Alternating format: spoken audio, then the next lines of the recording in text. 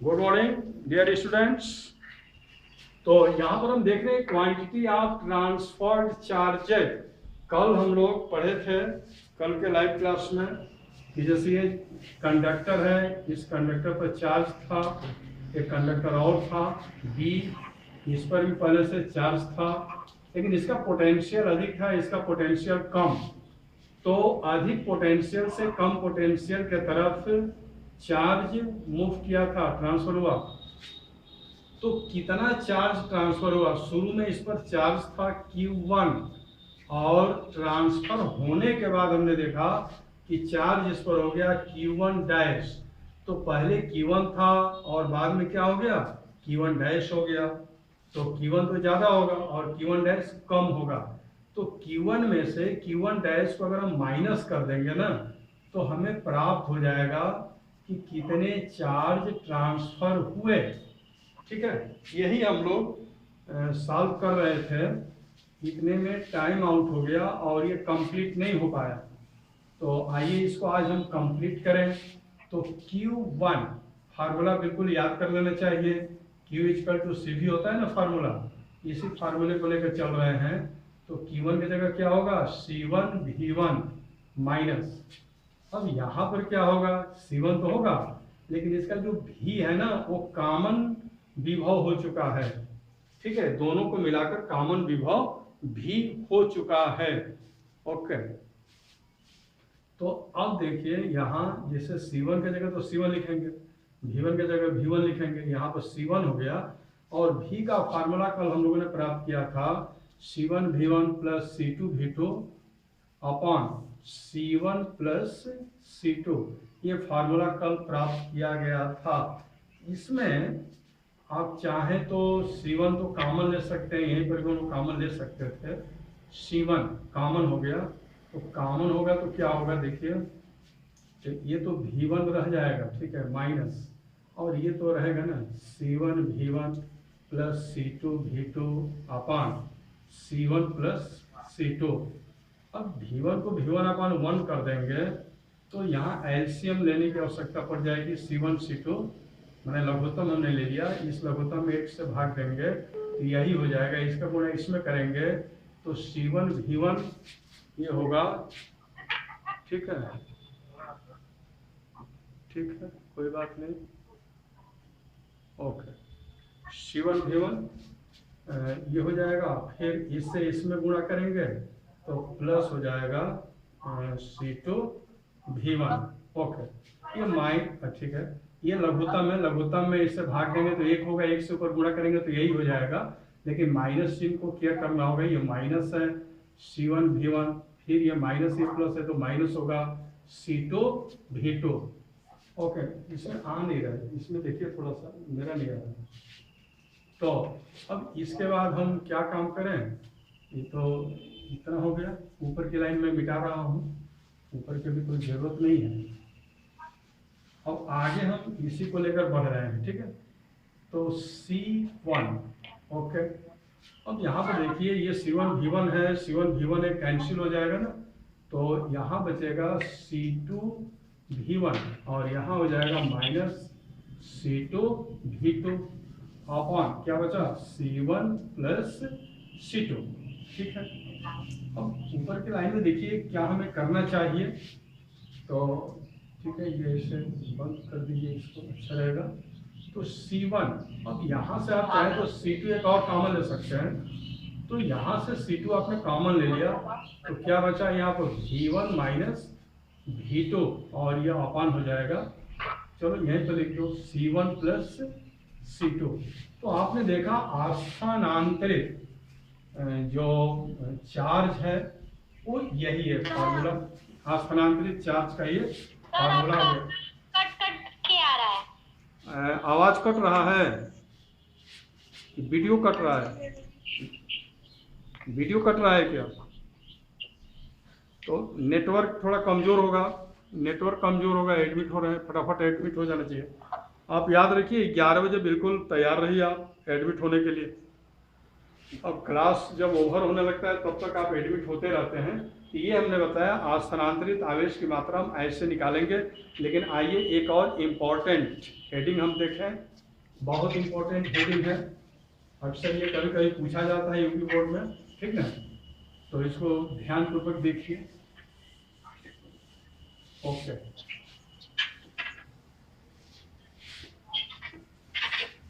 हाँ देखिए, कुछ बातों को समझ लीजिए। जैसे हम लोग पढ़ रहे थे तो ये हमने बतलाया कि जब इस कंडक्टर को हम चार्ज करते हैं ना, जब इसको हम चार्ज करते हैं तो हमें कुछ वर्क करना पड़ता है, और वह वर्क इसमें स्थितिज ऊर्जा के रूप में संचित हो जाता है, पोटेंशियल एनर्जी के रूप में स्टोर हो जाता है, ठीक है।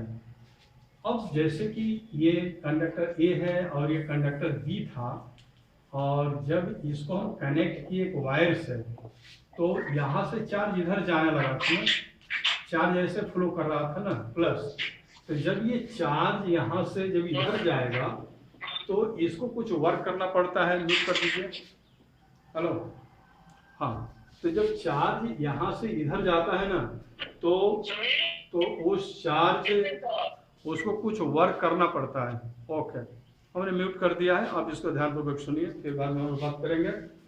तो हमने ये बताया कि जब ये चार्ज ए से बी की तरफ जाएगा ना तो इसमें जो स्टोर एनर्जी है वो खर्च होती है, तो पोटेंशियल एनर्जी है स्टोर, तो पोटेंशियल एनर्जी लॉस हो जाती है।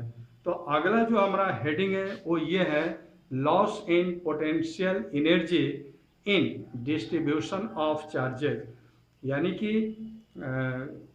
आवेशों के पुनर्वितरण में ऊर्जा की हानि, स्थितिज ऊर्जा की हानि, ये हमारा हेडिंग है। ओके, इस हेडिंग को हम लोग कंप्लीट करने जा रहे हैं। तो इसमें वही है, वही हमने जो बात आपको बतलाया, आवेशों के पुनर्वितरण में ऊर्जा का ह्रास, loss of energy, loss of energy, loss of energy in redistribution,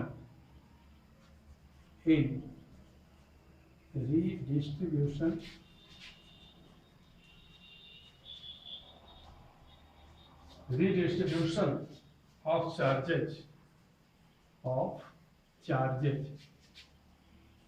आवेशों के पुनर्वितरण में ऊर्जा की हानि, ये है हमारा हेडिंग। तो आइए बस वो फिगर आप याद रखिए, ये वाला फिगर आप हमेशा याद रखिए, ठीक ना, जो बना हुआ था। ये ए है, कंडक्टर ए है, और ये कंडक्टर बी है, अभी जोड़े नहीं है इसको। ओके, इसका पोटेंशियल ज़्यादा है ए का, और बी का पोटेंशियल कम है, तो इसका V1 है और V1 ज़्यादा है V2 से। Okay, V1 is greater than V2। Okay, तो अब आ जाइए, अभी इसको हमने जोड़ा नहीं है। इसका कैपेसिटेंस क्या है, C1 है, इसका कैपेसिटेंस क्या है, C2 है, इस पर चार्ज कितना है, Q1 है, इस पर चार्ज कितना है, Q2 है, इसका पोटेंशियल V1 है, इसका पोटेंशियल V2 है, V1 V2 से ज़्यादा है। बस ये सारा चीज़ आप यहाँ पर देख रहे हैं। ओके, अब आ जाइए, जोड़ने से पहले, जैसे दोनों कंडक्टर हैं, दोनों कंडक्टर को अभी जोड़े नहीं है, दोनों बिल्कुल अलग अलग हैं। इस स्थिति में इनका टोटल पोटेंशियल एनर्जी क्या होगा, कुल स्थितिज ऊर्जा। तो एक एक करके हम निकालेंगे। तो जो कंडक्टर 1 है ना, कंडक्टर फर्स्ट या कंडक्टर ए मान लीजिए इसको, कंडक्टर ए की स्थितिज ऊर्जा क्या होगी, पोटेंशियल एनर्जी। तो फार्मूला आप जानते हैं, हाफ, कल ही इसको निकाला गया था, C1 V1 स्क्वायर। तो कंडक्टर ए की potential energy half C1 V1 square, conductor B की पोटेंशियल एनर्जी क्या होगी, कंडक्टर बी की potential energy half C2 V2 square. दोनों को मिलाकर पोटेंशियल एनर्जी क्या होगी, दोनों को मिलाकर पोटेंशियल एनर्जी को अगर U से हम डिनोट करें तो U इज इक्वल टू हो जाएगा, हाफ को कॉमन ले लीजिए, हाफ, तब क्या हो जाएगा, C1 V1 square plus C2 V2 square. Okay, तो ये आपने देखा कि कंडक्टर ए और कंडक्टर बी अब ये जुड़े हुए नहीं हैं। जोड़ने से पहले इनकी टोटल पोटेंशियल एनर्जी होगी half in bracket C1 square plus C2 V2 square. Okay, इसके यहाँ से हटा देते हैं। अब आइए, अब दोनों कंडक्टर को हम जोड़ देते हैं। दोनों कंडक्टर को जोड़ दिया, क्या हुआ, क्या हुआ होगा, ये हम जानने की कोशिश करेंगे। दोनों कंडक्टर को जोड़ने पर क्या हुआ होगा।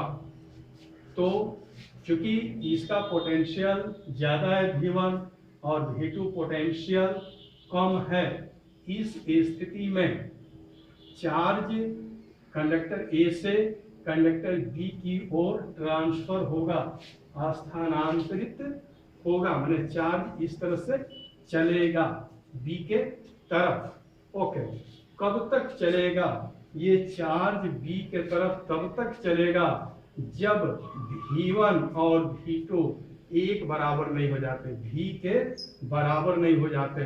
तो जब इसको हमने जोड़ दिया, चार्ज का ट्रांसफॉर्मेशन शुरू हो गया, तो अंत में क्या हुआ, अंत में दोनों को मिलाकर पोटेंशियल V हो गया। अंत में दोनों को मिलाकर कैपेसिटेंस क्या हो गया, C1 प्लस C2 हो गया। अंत में दोनों को मिलाकर चार्ज कितना हो गया, Q1 प्लस Q2 हो गया। तो एक तरह से आप ये कह सकते हैं कि दोनों एक ही सिस्टम बन चुके हैं। ओके, तो जोड़ने के बाद पोटेंशियल क्या होगा, सॉरी V हो गया। तो जोड़ने के बाद कुल पोटेंशियल एनर्जी क्या होगी, पोटेंशियल एनर्जी क्या होगी जोड़ने के बाद, तो उसको अगर हम U डैश मान लें, U डैश, ये हो गया हाफ। ओके, कैपेसिटेंस क्या हो जाएगा, C1 C2, C1 plus C2 capacitance हो गया। भाई फार्मूला तो हम जानते हैं ना, हाफ CV स्क्वायर होता है। तो जोड़ने के बाद ये हाफ तो है, ठीक है। C क्या हो गया, जब दोनों जुड़ गए तो C1 प्लस C2 हो गया। तो यहाँ पर मिलेगा C1 प्लस C2 C के स्थान पर। लेकिन V क्या हो गया, कॉमन विभव हो गया V, ये कॉमन विभव है V, तो ये हो गया V। तो फिर यहाँ पर हम लिखेंगे V स्क्वायर जो कि कॉमन पोटेंशियल है। अब आइए, अब हम ये देखेंगे कि जो शुरू में पोटेंशियल एनर्जी थी, बाद में जो पोटेंशियल एनर्जी घट गई है, तो कितनी घटी, कितनी ऊर्जा का हानि हुआ है, ये हमें प्राप्त करना है। तो ऊर्जा की हानि, लॉस इन एनर्जी। ओके, तो U ज्यादा है पहले, अब बाद में ऊर्जा कितनी रह गई, U डैश। तो U में से U डैश को आप माइनस कर देते हैं, तो फिर ऊर्जा हानि यहाँ पर प्राप्त हो जाती है। यानी कि इसमें से इसको हमको माइनस करना है, तो हाफ तो कॉमन हो गया। ओके, हाफ कॉमन हो गया। अब हम इसको लिख रहे हैं C1 V1 square plus C2 V2 square. इसको हमने लिख दिया भाई, इसको हमने लिख दिया, हाफ कॉमन हो गया। अब होगा फिर माइनस।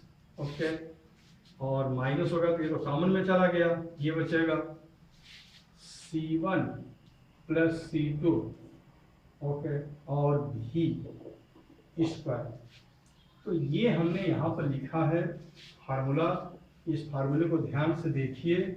ऊर्जा की हानि निकालने के लिए जरूरी है कि प्रारंभ में दोनों की जो स्थितिज ऊर्जा थी, अब जो स्थितिज ऊर्जा बची हुई है, इसको घटा दिया जाए तो फिर पता चल जाएगा। बिल्कुल आप यहाँ पर आ जाइए, ये हो गया हाफ, ठीक है। अब आ जाइए, इसको ऐसे ही लिख दीजिए C1 V1 स्क्वायर। भाई ऐसे बीच में एडमिट होते रहेंगे ना, दिक्कत होने लगता है। आप फटाफट एडमिट हो जाए समय पर। और plus C2 V2 square minus, चलिए इसको लिखते हैं C1 प्लस C2। V1 के जगह पर आप क्या लिख सकते हैं, C2। तो यहाँ हाफ हो गया।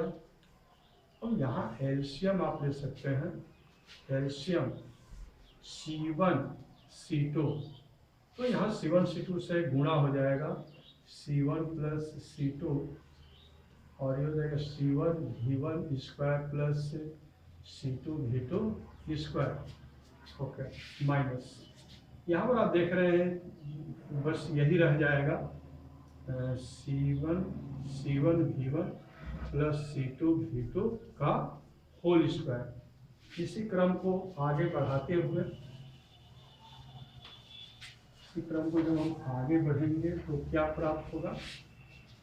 ठीक, थोड़ा सा सिंप्लीफिकेशन है, इसको देखना है, ज़्यादा घबराइएगा मत इससे। ये हो गया हाफ। ठीक है, अब हम यहाँ पर इसमें और इसमें गुणा करने जा रहे हैं, तो C1 से इसमें गुणा करेंगे तो C1 स्क्वायर V1 स्क्वायर हो जाएगा।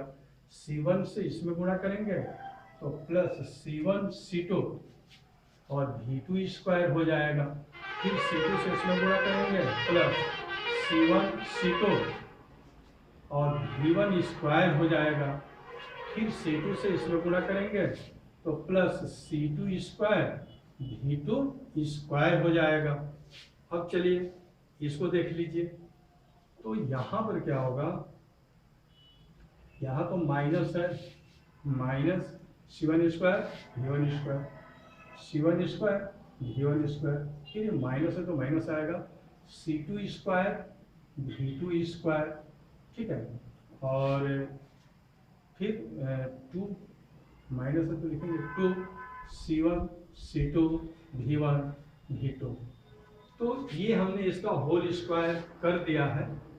ओके, ये अपान में C1 अपान C2 है, तो इसको हम यहाँ पर दिखला दें, यहाँ पर दिखला दें जैसे 1 है अपान 2 C1 प्लस C2। आप देखिए ये जो C1 प्लस C2 है ना, इसको हम यहाँ 2 के जगह पर लिख दिए। थोड़ा सिंप्लीफिकेशन करने की यहाँ पर आवश्यकता है, कुछ सिंप्लीफिकेशन यहाँ पर हम लोग कर दें, कुछ टर्म्स यहाँ पर कट रहे होंगे, तो ये हो गया, थोड़ा अच्छा से लिखा जाए 2, और ये हो गया C1 प्लस C2। ठीक है, देखिए C1 V1 स्क्वायर यहाँ पर लिखा हुआ है और C1 V1 स्क्वायर यहाँ पर भी है, तो ये कैंसिल हो जाएगा। C2 V2 स्क्वायर यहाँ पर है और C2 V2 स्क्वायर यहाँ पर है, ये भी क्या हो जाएगा, कैंसिल हो जाएगा। इसके बाद C1 C2 वाला टर्म बचा, C1 C2 वाला टर्म बच गया और C1 C2 वाला टर्म बचा हुआ है, तो इनको हम यहाँ पर लिख देते हैं। तो पहले V1 वाला लिख रहे हैं, C1 C2 V1 स्क्वायर, ये वाला टर्म हमने लिख दिया। अब लिखेंगे प्लस ये टर्म लिखेंगे C1 C2 V2 स्क्वायर, और इसके बाद इस टर्म को लिख देते हैं minus 2 C1 C2 V1 V2। Okay, अब आइए देखिए यहाँ पर 1 अपान 2 C1 प्लस C2। ठीक है, यहाँ पर आप चाहें तो देखिए सभी टर्म में C1 C2 है, C1 C2 है, C1 C2 है, तो इसको हम कॉमन ले सकते हैं C1 C2। तो यहाँ पर हम C1 C2 कॉमन ले लिए, तब क्या बचा, V1 square plus V2 square minus 2 V1 V2। ऐसा लग रहा है जैसे ये V1 माइनस V2 का होल स्क्वायर हो ना, ऐसा लग रहा है। देखिए ध्यान से देखिए, आपने पढ़ा है A माइनस बी का whole square, A square plus B square minus 2A, आपने पढ़ा, बिल्कुल वैसा ही ये फार्मूला आया हुआ है, V1 square plus V2 square minus 2 V1 V2।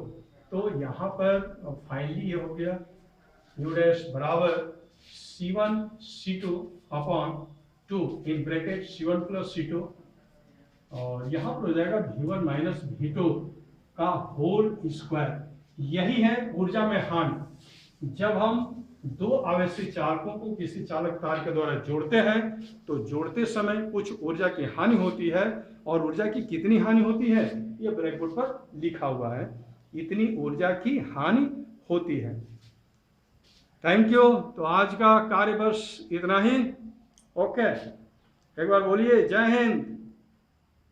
आवाज नहीं आ रहा है? जय हिंद। फिर कल मिलेंगे 11 बजे, ठीक है। 11 बजे टाइम आउट हो चुका है, टाइम आउट का सिग्नल दे रहा है, बंद हो जाएगा। अब देखो एक ही काम डबल करना पड़ गया, थोड़ा आप लोग अपने घर में, हाँ टाइम आउट का समय हो गया।